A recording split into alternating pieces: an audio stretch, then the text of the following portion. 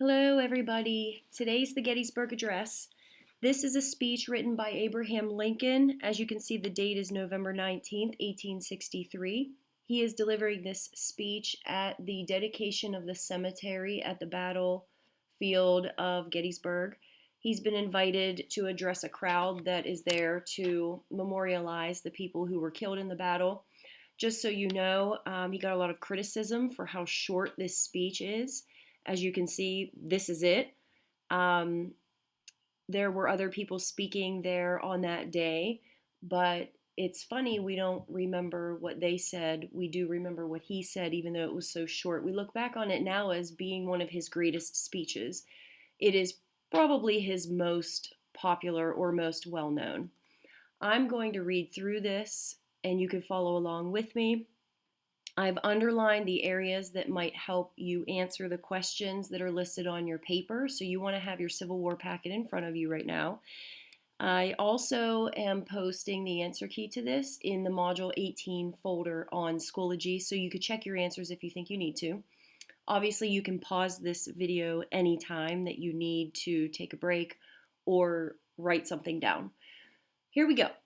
He says, 7 years ago, our fathers brought forth on this continent a new nation, conceived in liberty and dedicated to the proposition that all men are created equal. Now we are engaged in a great civil war, testing whether that nation or any nation so conceived and so dedicated can long endure. We are met on a great battlefield of that war. We have come to dedicate a portion of that field as a final resting place for those who here gave their lives that that nation might live. It is altogether fitting and proper that we should do this. But in a larger sense, we cannot dedicate, we cannot consecrate, we cannot hallow this ground. The brave men, living and dead, who struggled here have consecrated it far above our poor power to add or detract. The world will little note nor long remember what we say here, but it can never forget what they did here. It is for us, the living, rather, to be dedicated here to the unfinished work which they who fought here have thus far so nobly advanced. It is rather for us to be here dedicated to the great task remaining before us, that from these honored dead we take increased devotion to that cause for which they gave the last full measure of devotion, that we here highly resolve that these dead shall not have died in vain, that this nation, under God, shall have a new birth of freedom, and that government of the people, by the people, for the people, shall not perish from the earth. Very powerful words. Number 1 asks, what is a score? If you don't know already, or you haven't Googled it by now, let's see if we can figure it out. He says here, 7 years ago, our fathers brought forth on this continent a new nation. He's referring to the founding fathers. When did they create a new nation? Well, the popular belief is that the year was 1776, when the Declaration of Independence was written and signed. So if you do the math, yes, there is math involved. If you subtract 1776 from 1863, that will tell you how many years ago that was. It was 87 years ago.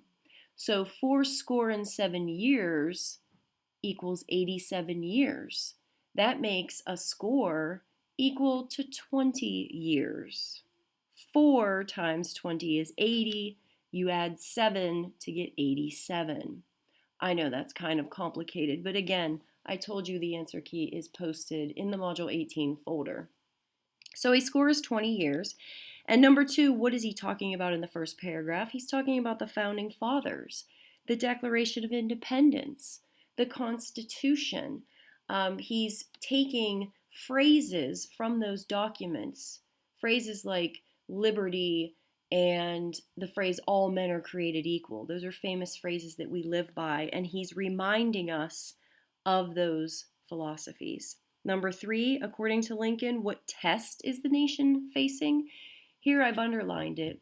He thinks we're being tested to see if this nation or any nation that's been conceived in liberty and dedicated to the proposition that all men are created equal can survive. Can we survive a nation that was founded on the idea of liberty? There were many people looking at this civil war as a major test, people from around the world, and just kind of waiting for America to fail. He's trying to pump everybody up. This is like a coach's pep talk and saying, hey, we can do this. And finally, number 4, what is the overall message of the speech? I underlined quite a bit down here because that's more of like an overview of a question, kind of like a summary question where you would take different parts of this and put it together into an answer. I feel like he's sending the message that we must continue what the founding fathers started. We must fight on to save this nation that serves the people. I think that is his message. I think this is a pep talk. It's like a coach's halftime speech, telling you, I know it's hard, but we have to keep going. This is too important to throw away or to risk. So that's his Gettysburg Address, and I will see you tomorrow.